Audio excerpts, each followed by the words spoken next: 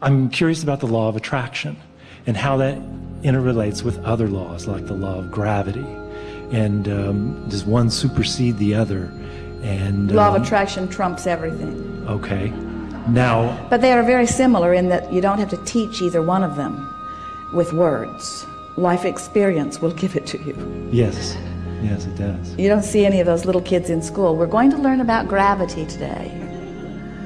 Otherwise, everything will fly out of our hands and off into space if we don't know about it. And we say, no, it won't. Gravity will respond to you just like it does.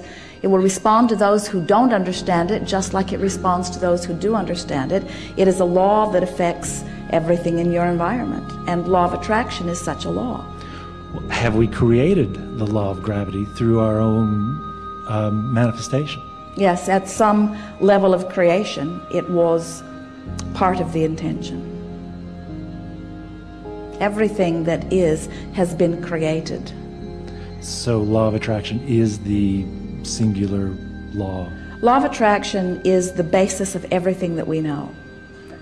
Law of attraction is the consistent factor in all things physical and non-physical.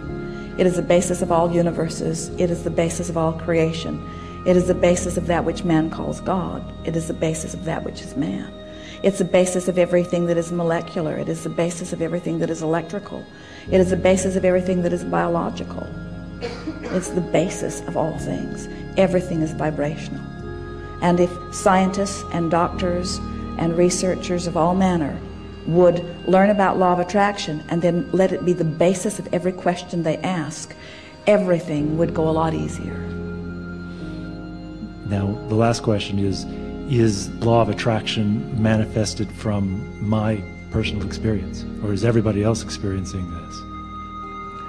Well, law of attraction is factoring in all vibrations, and since you are not the only one offering a vibration, then it is affected by, it is responding to all vibrations. So let's say you are offering some specific dominant vibrations, as are other people with whom you're sharing your space.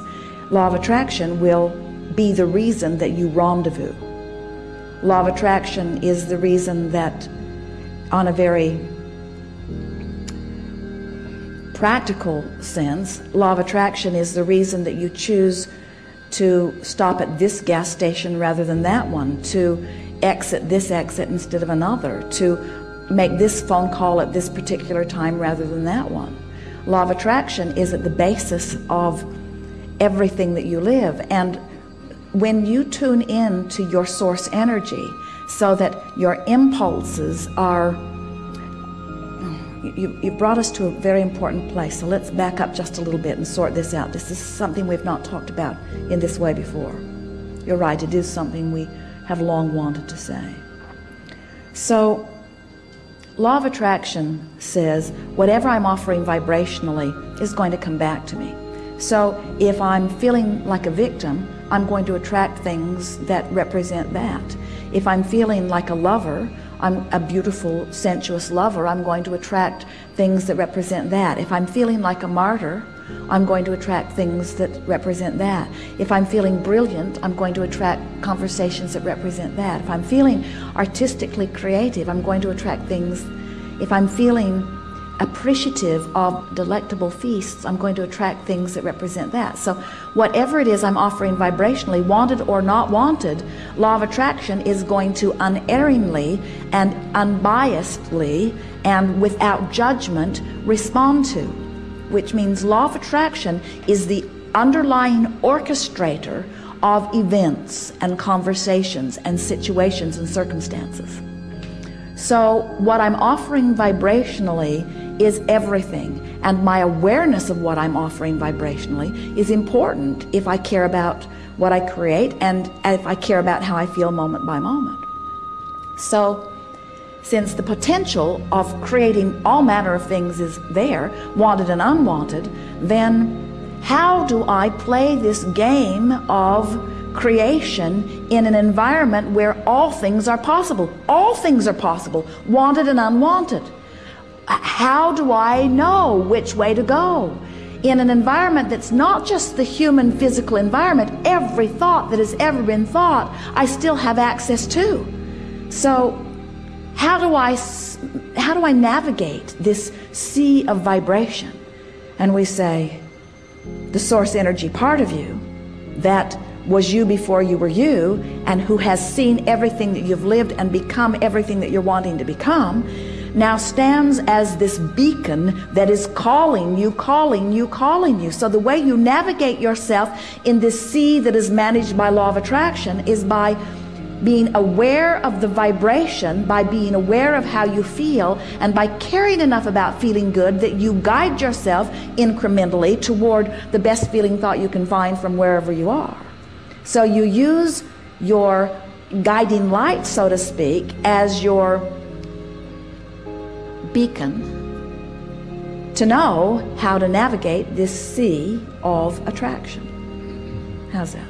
That's great. There's more in there. There's more. If I'm following my feelings, my emotions about this, I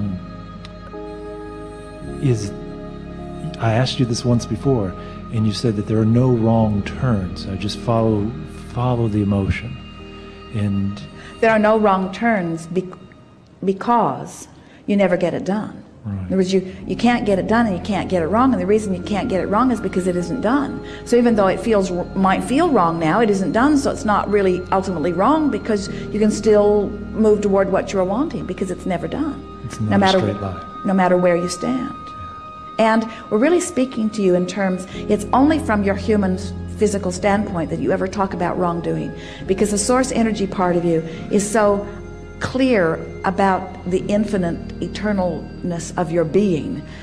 In other words, think about it. So you could get off track in the sense that you focus on things you don't want and make yourself miserable for a while. That's as off track as you can get. But when you croak, you go right back into alignment, and then you reap the benefit of everything that you've lived. You think those people that you know that have made their transition into non-physical, who don't seem readily available to you, it's because they are joyously reaping the benefit of everything that life has caused them to create. In other words, everything that life caused them to want is in vibrational escrow. And there's a very good time spent when somebody reemerges into non-physical, just now living through all of that stuff that they've been asking for. It's sort of like everything was piled up outside your door, and then somebody opened the door. Quite a party happening. Well, I think I'm getting it now. I think you might agree that if I have a feeling and I'm following that feeling, as long as the feeling's making me turn downstream, making me feel good, then go with that feeling. But if the feeling is making me go upstream and seems like work or seems like pain or something. Let us put it even in a clearer terms. There are downstream feelings and upstream feelings. Okay. The thought is what is causing the turn. The feeling is just the indication of which way you've turned. The thought is the choice. The feeling is the explanation of what choice you've made. Jerry and Esther were playing a game with Kate. She's 4. And they were hiding things in the hotel room, a little green car. They would take turns hiding it. And then the one who was looking for it, of course, would hide their eyes. And then they would go looking for it. And they would say, "You're getting cold, you're getting colder and colder. Oh, now you're getting warmer, warmer, warmer." And just by listening to the colder, warmer, colder, warmer, anyone who was looking could go right to it. It was really a fun game. And colder, colder, colder, colder, colder, colder, colder, colder, upstream, colder, colder, colder, colder, colder, colder, colder. Warmer, warmer, warmer, warmer, warmer, warmer, warmer, warmer, warmer, warmer, hot, hot, hot, hot, hot, hot, hot. In other words, you can tell by the way you feel whether you are moving toward what you're asking for or away from what you're asking for. And your guidance is always calling you toward what you do want, but you get this relationship signal about whether you're moving toward or away from what you want. In other words, one of the things that we really like best about this analogy of the stream and the river rafting and all of that. No analogies are perfect because sometimes they have other components that take you off, but this analogy is so close to perfect that we are excited to offer it every time.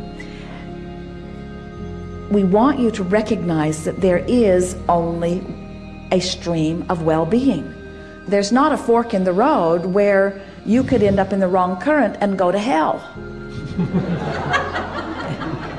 And when you get it, that it's that simple, that I can complain or I can appreciate. I can find fault or I can look for positive aspects. I can worry about something or I can look forward to something. I can remember things that irritated me or I can remember things that pleased me. I can look for your flaws or I can look for your positive aspects.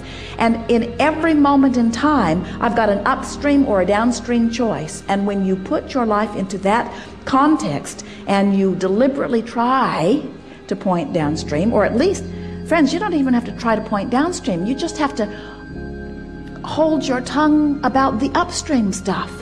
You just have to do like Esther said, just stop in the middle of a sentence.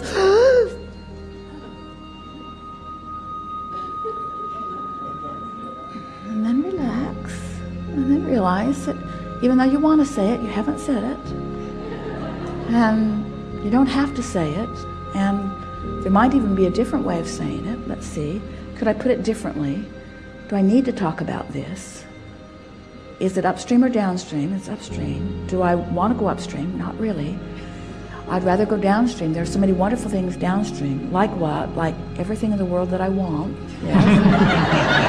And it only takes about 10 or 15 seconds, and you have ceased the moving upstream, and now that topic is forever changed within you because of the choice you made. But if you're not making the choice, then your future is full of the same stuff you've got in your now, which you might like and you might not like. Is there a difference in the feeling of paddling upstream versus paddling downstream? Yes, paddling downstream feels like passion. Paddling upstream feels like struggle. Okay. Turning cartwheels all over the place. In other words, that's paddling downstream. Romping, singing. In other words, oh, the better it gets, the better it gets.